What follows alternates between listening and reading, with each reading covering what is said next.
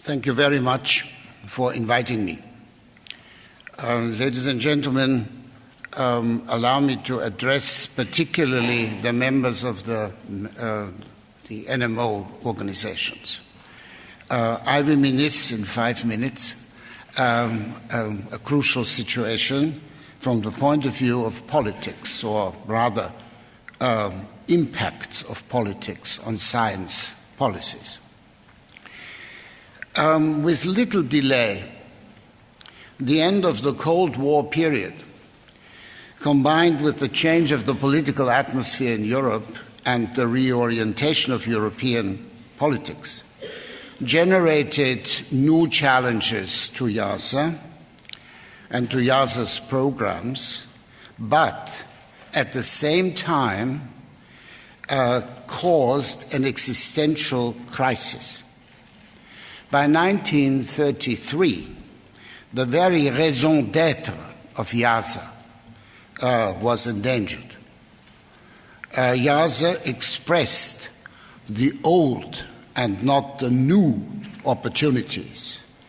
In the view of the politicians of that time, its function could be substituted and replaced by alternative forms of cooperation in Europe and with Russia and the United States.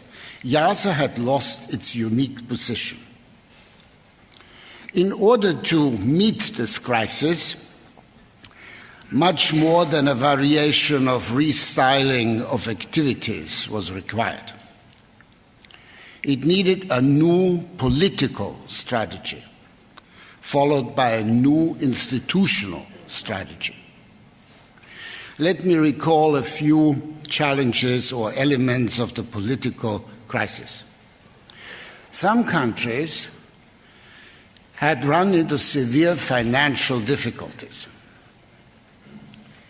Based on cost-benefit studies, usually done by the ministries of finance, many European countries considered leaving IIASA.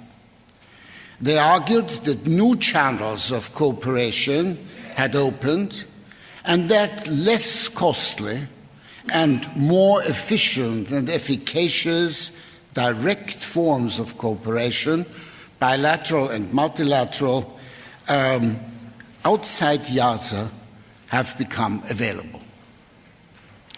Great Britain, United Kingdom, France and Italy had terminated their memberships, a setback within the European partnerships. New negotiations failed to bring them back. Germany was about to start a similar discussion. Only the United States had cleared their ways long before. It became apparent that the IIASA statute had shortcomings. It was designed for another political era. Some examples. There are no provisions for a methodical dissolution or for an orderly withdrawal of membership. There is no flexibility in the financial scheme of contributions, etc. We also needed a clarification about the legal status of IIASA within Europe. IIASA is a non-governmental international organization based in Austria, but it was not eligible for participating in the European research programs, according to this status that I described. Without the intervention of the Austrian government in the 4th and 5th framework program of the European Union, or at that time the European Communities, IIASA would not have been eligible to participate and to be funded by the EU. In this crucial moment, the host country called for a governmental conference in 1994. I quote, to secure IIASA's future development. The invitation went to all, again a quote, competent authorities that participate in and support IIASA's activities. All came. Minister Busek at that time was a trusted European figure. The Ministry of Science and Research prepared the conference documents together with the support of the director of that time, a genuine science diplomat, Peter de Janoszy, or as the Americans pronounce him, Peter de Janoszy. Americans have difficulties with Hungarian. Ladies and gentlemen, the rest you know. The representatives of the then 17 member countries agreed unanimously to the final statement of the chairman, addressed to the member countries and to IIASA Council.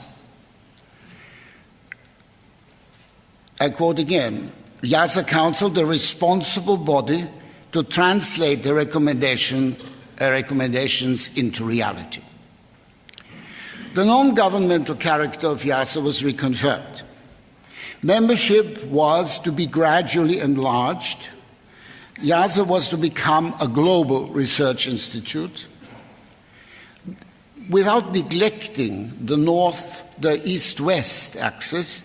The north-south axis was to be fully established and should be mirrored in the programs.